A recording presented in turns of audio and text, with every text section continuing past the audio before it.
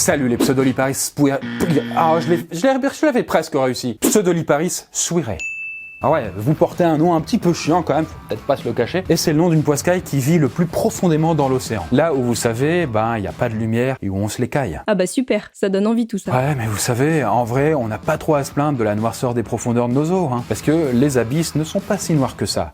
Il y a pire. Laisse-moi deviner, l'espace ? Ouais, alors on pourrait penser que l'espace, il fait totalement noir, mais en fait, si vous vous retrouviez là-bas, avec votre vaisseau perdu au milieu de nulle part, eh bien en vérité, le fond serait probablement plus grisâtre à cause de toutes les millions, voire milliards d'étoiles qu'il y a autour de vous. Y a donc vraiment aucun endroit où on voit rien ? Genre vraiment que chi, nada ? Si, en même temps, on va pas se le cacher, vous avez bien vu le mot trou noir dans le titre. Voilà, trou noir, c'est noir. Vraiment noir. Vous êtes vraiment très perspicace. Ah ouais, je connais vite fait. Mais genre si on était dedans, on verrait rien, c'est ça ? Ça vaut le coup d'essayer, vous pensez pas quoi. Bon alors bien sûr, on va pas y aller nous-mêmes, vous imaginez bien, c'est un petit peu creepy, c'est un peu dangereux. Mais on a quelqu'un qui peut le faire. Gustave ? Écoute mon petit Gustave, j'aimerais t'offrir un tour dans l'espace. Mais un truc de ouf, Tu sais que ça coûte la peau du cou d'envoyer les gens dans l'espace. Donc je te propose d'aller là où aucun humain n'est encore jamais allé. Et c'est dans les tréfonds du centre de notre Voie lactée. Super ta tenue. Super. Dis-toi que moi, je t'offre une navette pour l'occasion. Et en plus de ça, tu pourras même emmener Gustine. Tu verrais qu'elle serait utile.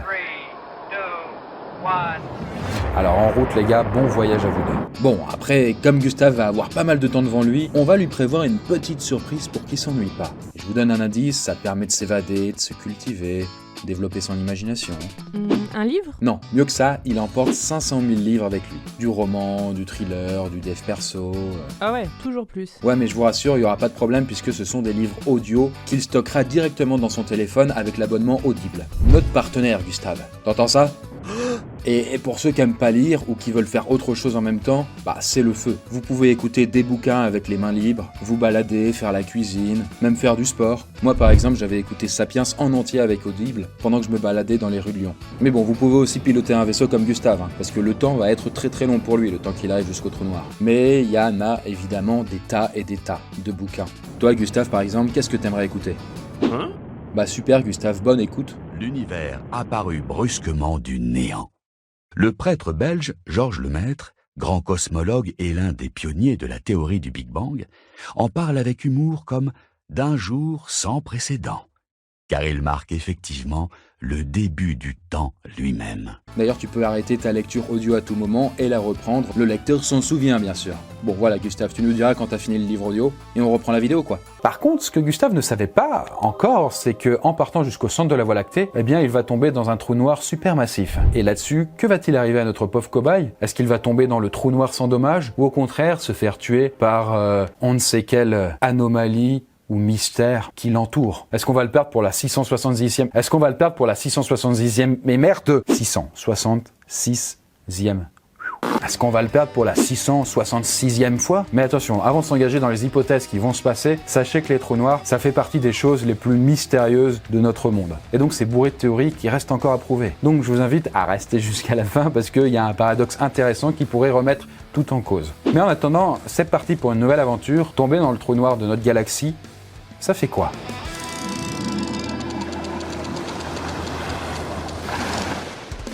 Bon, notre cobaye part pour une mission galactique assez particulière. Dis-moi Gustave, est-ce que t'as enclenché les moteurs quand même? Oh, le prends pas comme ça mon pote, Tu sais, c'est un grand pas pour l'astronomie ce que tu fais. D'ailleurs, entre nous, j'ai peut-être oublié de préciser que t'allais tomber dans un trou noir, mais, c'est pour la science. Bref, jusque-là, tout va bien. Notre cher Gustave a fait décoller sa machine depuis la Terre, soit à 26 000 années-lumière du trou noir, supermassif de la Voie lactée. Bon, pour vous dire, le plus loin que l'homme est allé, c'était sur la Lune, donc à environ 384 000 km de la Terre. Et la sonde la plus loin dans l'espace est Voyager 1, qui se trouve actuellement à 22 milliards de kilomètres du Soleil. Alors donc oui, là, Gustave est bien le premier homme à aller aussi loin. En fait, rappelez-vous, la Terre se situe dans le bras d'Orion. Donc notre Gugus va devoir parcourir tout un tas de systèmes planétaires pour arriver à destination. Bon, en attendant, on a largement de quoi discuter pour le moment. Ouais, moi j'ai une question. C'est qui concrètement Sagittarius A-Star ? Tu fais bien de demander. En fait, il s'agit d'un trou noir supermassif qu'on trouve en plein centre de notre Voie lactée. Et il ne fait pas moins de 4 millions de masses solaires quand même. Ah ouais, c'est genre immense. D'ailleurs, comme je vous l'avais dit, il y a tout un mystère fascinant autour de ces trous noirs. Tellement que plusieurs hypothèses ou théories s'opposent, et parmi elles, la relativité relativité générale. D'ailleurs, c'est sur cette théorie qu'on se penche aujourd'hui avec notre cobaye. D'ailleurs, Gustave, là, tu viens d'arriver dans le bulbe galactique, c'est-à-dire une région immense qui entoure le trou noir de notre galaxie. Tu vois, par exemple, là, Gustave, c'est pas si terrible. Il y a énormément d'étoiles autour de toi, le ciel doit être magnifique. C'est de toute beauté. Alors, on vous prévient quand même, autour du trou noir, il y a des tas d'étoiles et de gaz extrêmement chauds, donc, pour le bien-être de Gustave, on va imaginer qu'il a une combinaison résistante aux chaleurs les plus extrêmes. Parce que, du coup, autour du trou noir, il a été estimé qu'il pouvait faire plusieurs millions de degrés. Mais bon, faut pas lui en dire plus parce que sinon il va paniquer encore. Donc là, Gustave, si tu te penches, tu dois bien voir le trou noir au loin. Et justement, tu ne trouves pas qu'il a une allure un peu étrange ? En réalité, un trou noir est un objet stellaire capable de créer une courbure de l'espace-temps. Sa force de gravité est si élevée qu'elle dévie la lumière vers sa source gravitationnelle. Cela donne donc une forme de croissant à notre Sagittarius A-star. C'est vrai qu'il a une bonne tête quand même. Alors si je peux me permettre, je dirais qu'il ressemble plus à Napoléon. Oui, tout à fait. Ça ressemble un petit peu à ce cher Napoléon. Peut-être que c'est un hommage spatial, on sait pas. Bref, blabla mis à part, on arrive devant notre trou noir. Et là, Gustave est bientôt prêt à sauter dans la gueule du loup. Gustave sourit et saute. Non. Ah là, sacré Gustave. Bon, on va l'aider. Eh bien voilà, notre Gustave est maintenant tombé dans l'espace, pas trop loin de quelque chose qu'on appelle l'horizon des événements. Encore assez loin du trou noir pour qu'on ait le temps d'apprécier le voyage. N'aie pas peur Gustave, pour l'instant tout va bien. Tu ne fais que, on va dire dériver dans l'espace, comme ça pourrait arriver n'importe où. Et d'ailleurs là t'es même mieux loti que quand t'avais pas ta combinaison, parce que je vous rappelle là sans sa combi, il serait rôti littéralement, voire même en réalité à ces chaleurs là totalement vaporisé. Mais une chose est sûre, tu es encore assez loin du trou noir Sagittarius A-star, donc tranquille. On pouvait pas le faire pop direct devant ? Quand même, ça marche pas comme ça. Non, là, notre Gustave se trouve relativement loin, c'est vrai, mais il va quand même goûter à quelques effets très particuliers de la proximité avec un trou noir. Bon, évidemment, tout ce qui se rapproche d'un objet est attiré par lui, comme par exemple l'ISS ou la Lune autour de la Terre, ou même les planètes autour du Soleil. Et là, c'est pareil. La force de gravitation du trou noir est si intense qu'elle capture notre cobaye et qu'il est déjà pour lui très très difficile de revenir en arrière, même s'il était dans une fusée surpuissante. Ouais, je suis pas très impressionné par cette étape. Ça reste commun au spatial. Eh bien, détrompe-toi. Contrairement à d'autres trucs comme des étoiles et tout, là, la particularité, c'est que les trous noirs ont une gravité si intense que les objets qui gravitent autour et qui ne se font pas juste bêtement avaler peuvent atteindre une vitesse fantastique, à peu près la moitié de la vitesse de la lumière. Pour vous dire, c'est à peu près 150 000 km par seconde. Et du coup, les collisions entre les particules à cette vitesse-là produisent des températures qui ont été évaluées à 1 milliard de degrés. Du coup, de quoi refroidir notre cobaye. Donc, d'où le fait qu'on imaginait qu'il avait une combinaison. Mais dans les faits, dans la réalité, une telle combinaison n'existe pas, hélas. Voilà, mais par contre, ça veut dire que Gustave va hyper vite. Oui, en effet, il va très vite le bougre. Mais par contre, s'il tombe en piqué sur le trou noir, lui, il va pas tourner autour a priori. Il va juste être aspiré, en ligne droite. Et d'ailleurs, il n'y a pas que la vitesse qui est intense. Et c'est là que ça devient intéressant. En fait, le halo du trou noir modifie la perception de l'espace-temps. Mais ça, vous le savez déjà, quoi. Donc d'abord, Gustave va développer une nouvelle capacité, puisqu'il va réussir à voir ce qui se passe derrière le trou noir. Bon, j'ai peut-être un peu menti, c'est pas vraiment quelque chose de surnaturel, puisque le trou noir va venir dévier la lumière qui vient à sa rencontre. Du coup, cette lumière va contourner son halo et ça va donner un effet, une sorte de mirage qui fait que du coup, on voit derrière. Et à cause de ça, il est même en mesure, selon certaines hypothèses, de se voir carrément en face de lui ou sur les côtés, voire même derrière sa propre tête. C'est tout simplement une hallucination collective. Enfin, ça c'est pour le fun fact, puisque dans la réalité, Gustave est si petit face à l'immensité du trou noir qu'il ne peut pas vraiment s'observer lui-même à l'œil nu. Par contre, il a une vue d'ensemble sur les astres qui se trouvent derrière le trou noir. Ah ouais, bonjour les problèmes pour se repérer. Tout a l'air sans dessus-dessous. Ouais, et là tu n'abordes que les soucis d'espace, parce que attends de voir les problèmes de perception du temps également. Par exemple, admettons que Gustine se trouve dans la navette à bonne distance du trou noir, pendant que Gustave, lui, est en train de se faire aspiré par lui, quoi. Eh bien, si par exemple Gustave pouvait continuer à communiquer avec Gustine à travers une webcam, eh bien, il aurait l'impression que Gustine parle de plus en plus vite et vit en accéléré. Un petit peu comme quand vous accélérez la vitesse d'une vidéo. Mais on y reviendra. Parce que, à mesure que Gustave se rapproche de la frontière du trou noir, le temps va se dilater. Les secondes qui passent vont s'étendre et vont devenir peu à peu des minutes. Pour ceux qui sont restés loin du trou noir. Ensuite, les minutes vont devenir des heures, et puis des jours, et carrément des siècles, et ça ne va jamais s'arrêter. Si Gustave arrivait à se sortir de l'attraction gravitationnelle du trou noir, il pourrait peut-être rejoindre le vaisseau qui l'emmenait jusqu'à Sagittarius A-star. En entrant dans le vaisseau, le temps aurait tellement passé que Gustine ne serait plus de ce monde. Et en retournant sur Terre, la situation serait encore plus critique. L'univers qu'il a connu avant son départ n'existerait même plus.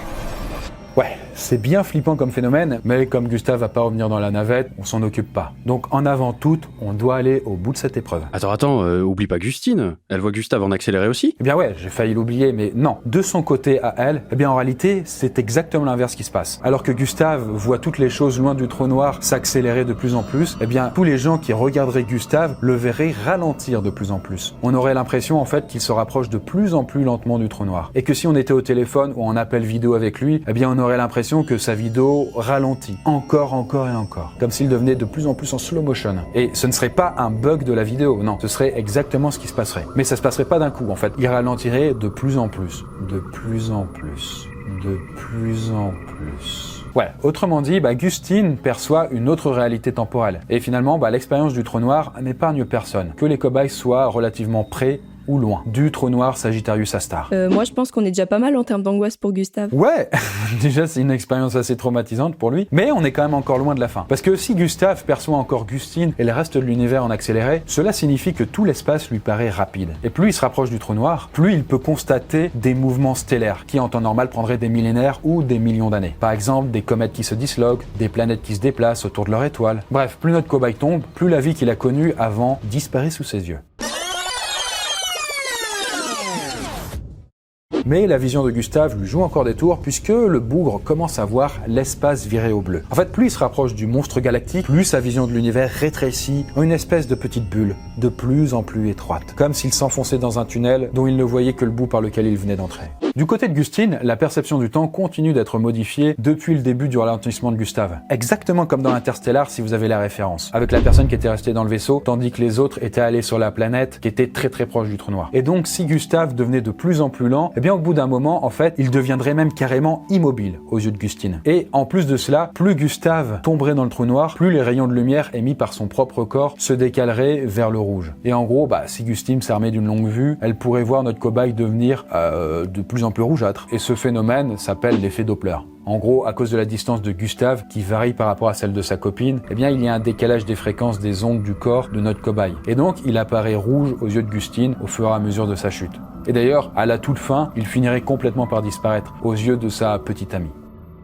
Mais Gustave a vraiment disparu ? Alors oui, ça c'est du point de vue de Gustine, et surtout, comme le temps semble aller de plus en plus lentement à mesure qu'elle le regarde, ce serait très progressif. Mais du côté de notre cobaye, les choses seraient très différentes. Lui, il continue de tomber, et ça peut être très long. En fait, à cause de cette gravité si intense, la lumière aurait un comportement assez particulier qui fait qu'il aurait la sensation de s'enfoncer dans un trou devant lui. Et donc, comme s'il tombait en fait dans un tunnel dont la lumière du bout devenait de plus en plus lointaine. Et donc, comme je vous l'ai dit, avec l'accélération du temps, eh bien ça paraît fou, mais il pourrait voir des étoiles mourir, des galaxies fusionner, parce que à son échelle, eh bien chaque seconde qui se passerait pour lui serait des millions, voire des milliards d'années pour le reste de l'univers. Et ça irait en s'accélérant. Ouf, j'imagine même pas ce que ça fait de voir tout ce qu'on a connu disparaître. Ouais, je vous le fais pas dire, c'est un point vraiment très particulier des trous noirs. Et selon la relativité générale d'Einstein, quand Gustave arriverait au point de non-retour du trou noir, ce qui semble être l'espèce de bulle noire en fait quand on voit une photo d'un trou noir, l'accélération du temps deviendrait littéralement infinie pour lui.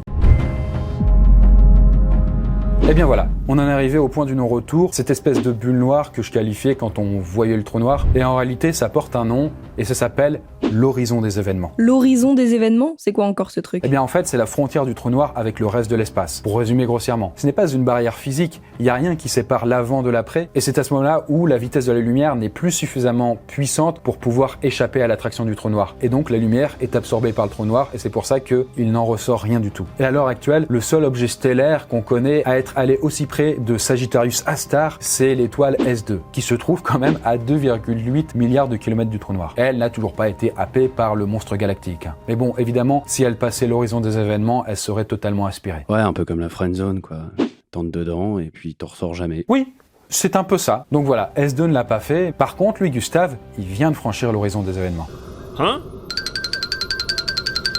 Trop tard, Gustave. Bon, c'est peut-être un oubli de ma part. J'aurais aimé te prévenir avant, mais désolé. En fait, l'horizon des événements du trou noir de Sagittarius A* serait situé à environ 13 millions de kilomètres de sa singularité gravitationnelle. C'est technique et tout, mais c'est pas si compliqué. La singularité, c'est au centre. L'horizon des événements, c'est un petit peu, entre guillemets, la surface du trou noir. Et la singularité, ce serait, a priori, l'endroit où est concentrée toute la masse du trou noir, absolument toutes, c'est-à-dire 4 millions de masses solaires. Ça fait quand même du monde. Mais alors du coup, alors que Gustave vient de rentrer dans le trou noir, qui vient de franchir l'horizon des événements, qu'est-ce qu'il ressent à ce moment-là? Tu veux dire, à part une grande peur de crever dans ce trou à rats? Bah oui, là c'est sûr que Gustave ne semble pas serein. Mais ce n'est pas son problème principal à l'heure actuelle. Parce que comme je vous l'ai dit, le trou noir a une force gravitationnelle phénoménale. Et il est impossible à ce moment-là d'imaginer un retour en arrière. En fait, Gustave ne peut même plus courber sa trajectoire, ou tourbillonner autour, ou même lever un bras. Non, tous les atomes de son corps n'ont qu'une seule direction, la singularité au centre.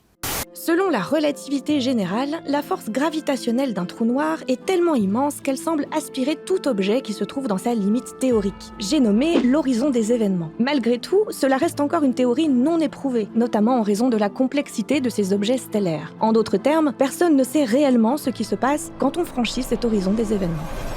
Enfin, passé cette fameuse limite, Gustave va commencer à ressentir une sensation étrange au niveau des jambes, qui sont en direction du centre du trou noir. Et en fait, elles vont commencer à s'étirer. Ouais, alors une petite explication ne serait pas du luxe, monsieur. Eh bien, j'y viens. Ouais, t'inquiète, j'y viens. En fait, la force de gravité du trou noir va s'exercer plus intensément sur ce qui est le plus près de lui. Donc là, en l'occurrence, les pieds et les petits mollets de notre cobaye. En gros, Gustave va ressentir une attraction plus forte dans ses orteils que dans sa tête. Mais pour le moment, ça va. Il ne ressent aucune douleur. Il n'est d'ailleurs même pas en danger de mort. Ouais, mais ça doit être une sensation flippante en vrai. Carrément, ça je suis d'accord. D'ailleurs, qu'est-ce que voit Gustave à ce moment-là? Eh bien, potentiellement, tout autour de lui, il ne voit que le noir le plus épais qu'il ait jamais vu. Et s'il regarde au-dessus de lui, il devrait voir le petit trou de l'extérieur de l'univers qui est en train de se réduire de plus en plus, comme s'il tombait dans un tunnel sans fond. Si cette théorie est vraie, alors l'astronaute qui aurait la malchance de tomber dans un trou noir vivrait une vision d'horreur en ressentant son corps s'allonger inexplicablement. D'ailleurs, petite parenthèse, mais il pourrait même pas voir son corps, dans la mesure où en fait pour voir par exemple ses jambes, il faudrait que les photons, donc la lumière, partent de ses pieds pour aller jusqu'à ses yeux. Mais comme je vous l'ai dit, à l'intérieur d'un trou noir, plus rien ne peut rebrousser chemin. Ce qui fait qu'en réalité, il ne verrait rien du tout. Honnêtement, autant Gustave, je suis assez froid envers lui, mais là, j'avoue que ça m'angoisse ce qu'il est en train de vivre. C'est vraiment une théorie qui fait froid dans le dos. Ouais, mais dites-vous que c'est plus dur pour Gustave que pour nous. Ça devient carrément de pire en pire pour lui. Et quand je vous disais qu'il sentait la gravité plus fortement dans ses pieds que dans sa tête, eh bien en se rapprochant du centre du trou noir, de sa singularité, eh bien notre cobaye serait de plus en plus étiré comme un élastique. Au début, pour la sensation corporelle, c'est comme s'il s'étirait le matin en se levant, d'une certaine manière quoi. Du coup, au début, ça va. Gustave voit juste ses pieds tomber plus vite que sa tête en somme. D'ailleurs, les trous noirs supermassifs mettent du temps à faire ressentir cet effet comparé aux trous noirs plus petits. Bon, après, on ne sait pas vraiment à combien de kilomètres de distance de la singularité du trou noir cela se produirait pour Sagittarius A*. Mais en tout cas, une chose semble plutôt sûre, Gustave est en train de vivre ce qui s'appelle, selon la relativité générale, la spaghettification. Et donc, plus le temps passe, et encore le mot « le temps passe » dans un trou noir est un peu bizarre, si vous avez bien suivi, mais en tout cas, plus le corps de Gustave s'allonge. Mais ça va durer longtemps ce bazar, il a pas l'air bien là. Eh bien, désolé de vous décevoir, mais oui. En fait, la spaghettification est un peu la dernière étape avant la mort inéluctable d'un objet spatial. En fait, les forces de marée, puisqu'il s'agit de ça, vont étirer Gustave de plus en plus. Et ça va durer jusqu'au dernier instant. Et comme toute chose qui s'étend, vous imaginez bien qu'à un moment, ça coince. Tu veux dire que ça va craquer? Eh bien, ça va péter comme un élastique. Donc désolé Gustave. Et c'est très précis, arrivé aux alentours de 1,7 million de kilomètres de la singularité du trou noir, selon les estimations théoriques, Gustave va tellement s'étirer qu'il va être coupé en deux. Ouais, mais ça ne s'arrête pas là. Notre cobaye peut toujours continuer d'être conscient pendant quelques instants, puisque coupé en deux, ça veut dire qu'aucun organe n'est encore touché. Par contre, Gustave, accroche-toi bien, parce que c'est pas fini. En effet, même si le sort de Gustave est scellé, une simple déchirure en deux ne va pas arrêter le phénomène de spaghettification. En réalité, les forces de marée du trou noir vont amplifier l'effet d'étirement jusqu'à son arrivée dans la singularité, ce qui signifie qu'il va continuer d'être écartelé. Du coup, oui, Gustave va prendre un S. Il va finir en plein de morceaux, quoi. Et plus on se rapproche de la singularité, et plus les morceaux vont s'étirer jusqu'à devenir aussi fins qu'une ligne d'atomes. Et puis finalement, les atomes de Gustave vont fusionner avec la singularité centrale, d'une certaine manière. En fait, c'est un petit peu particulier, mais Gustave va finir par totalement disparaître au cœur de Sagittarius A*, sans laisser de traces de son passage dans l'espace. D'ailleurs, entre nous, rien que le fait d'avoir passé l'horizon des événements était déjà foutu pour lui. Mais bon, en tout cas, c'est la mort la plus propre et discrète d'entre toutes. Mais dis donc, c'est vachement drôle de rigoler de la mort d'autrui. Bon, arrêtez de faire les prudes. Notre Gustave vient de passer par tous les états possibles, juste pour la science, quoi. Donc, si certains d'entre vous, sur vos toilettes ou dans votre lit ou je ne sais où, voulez bien applaudir Gustave à ce moment précis, je ne vous ferai pas de mal. nous allons voir ensemble comment applaudir. C'est quelque chose de très utile dans la vie sociale de tous les jours. Voilà. Mais, oui, vous entendez bien ce bruit, tout ce que je viens de raconter jusqu'ici ne va peut-être pas du tout se passer comme ça. En vrai, oui, tout ça peut paraître assez fou, même ce qu'on vient de décrire par rapport à Gustave qui commence à être spaghettifié à mesure qu'il est bouffé par le trou noir, mais je précise, et je précise d'autant plus puisque dans aucune autre vidéo on en était à ce point-là, mais c'est quand même une grosse théorie. Mais tout ça, c'était du mytho? Non, la relativité générale quand même c'est du béton, et ça décrit bien ce qui pourrait se passer d'un objet qui est bouffé par un trou noir. Mais quand même, faut pas se mentir, une fois qu'on passe l'horizon des événements, tout le reste c'est du bullshit. Dans le sens où il y a des théories, il y a des possibilités sur ce qui se passerait après, mais toutes les personnes qui peuvent être affirmatives sur ce qui se passera vraiment une fois qu'on a passé l'horizon des événements ne le savent pas en vrai. Parce que le trou noir, même si on a pu prouver que ça existait véritablement, ça reste à bien des titres une anomalie spatiale. Et une anomalie qui pourtant, bizarrement, est au centre de pratiquement toutes les galaxies de l'univers. C'est donc un véritable paradoxe. Voilà, je vous ai raconté pas mal de trucs, par exemple que Gustave voit le temps qui s'accélère à mesure qu'il se rapproche de l'horizon, etc., etc., que la dilatation du temps devient infinie, et même la singularité du trou noir, c'est une possibilité, mais en vrai, il est tout à fait possible que ce soit quelque chose de tout autre. On est sûr de rien du tout. Bien sûr, on continue d'étudier ce phénomène qui est probablement l'un des plus fascinants, voire peut-être le plus fascinant de l'univers, mais en même temps, les trous noirs sont si loin de nous, c'est pas facile quoi. Et aussi, si on balançait un objet ou même un cobaye dans un trou noir pour les besoins de la science, en vérité, au moment où il aurait franchi l'horizon des événements, eh bien on n'aurait plus aucun retour de lui, sous quelque forme que ce soit, puisque rien ne peut sortir d'un trou noir. Et en vérité, une fois que Gustave aurait franchi l'horizon des événements, peut-être qu'il serait aspiré dans une autre galaxie, peut-être qu'il passerait par un trou de verre qui l'amènerait dans une autre région de l'espace, peut-être qu'il se retrouverait transféré peut-être dans un univers plus petit, peut-être que du coup il serait purement désintégré, peut-être que... On sait pas en fait. Bon, ta conclusion est bien gentille, mais est-ce qu'on peut réanimer Gustave? Bah techniquement, autant dans les autres fois Gustave était mort, autant là Gustave a été simplement zappé de l'univers. Donc pour la toute première fois, comme on ne peut pas faire revenir Gustave, qu'on a quand même besoin de lui pour de prochaines vidéos, eh bien on va en créer un clone parfait. Ça vous va? De toute façon même lui il le saura même pas. On fera croire à son clone que finalement il n'est jamais parti. Ah, voilà un clone de Gustave.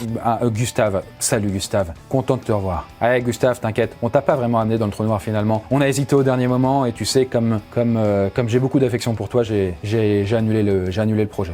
Voilà. Mais voilà, entre toutes ces théories, l'avancée de la science, les découvertes astronomiques, on reste quand même sur notre faim. Mais à votre avis, que se passe-t-il vraiment une fois qu'on est entré dans un trou noir ? Et bien voilà pour ce sujet passionnant, je l'espère en tout cas aussi pour vous. Je peux vous dire que j'étais vraiment mal à l'aise par rapport à Gustave. Ouais, là même, ça m'a angoissé de voir le supplice de Gustave, mais ça rappelle vraiment le film Interstellar. Ouais, du coup, Interstellar, sacré film. Hein. Merci d'ailleurs encore à Audible d'avoir soutenu la vidéo. Si vous êtes intéressé, n'hésitez pas à passer par le lien en description. Vous aurez une offre spéciale 2 mois offerts au lieu d'un seul et sans engagement. Et vous pourrez résilier à tout instant. Donc voilà, il y a énormément de contenu. Il y en a par exemple plus de 8000 dans le domaine scientifique, et tout ça pour moins de 10 € par mois, pour l'accès d'un bouquin par mois. Sur ce, cultivez-vous bien, et à la prochaine la Poiscaille.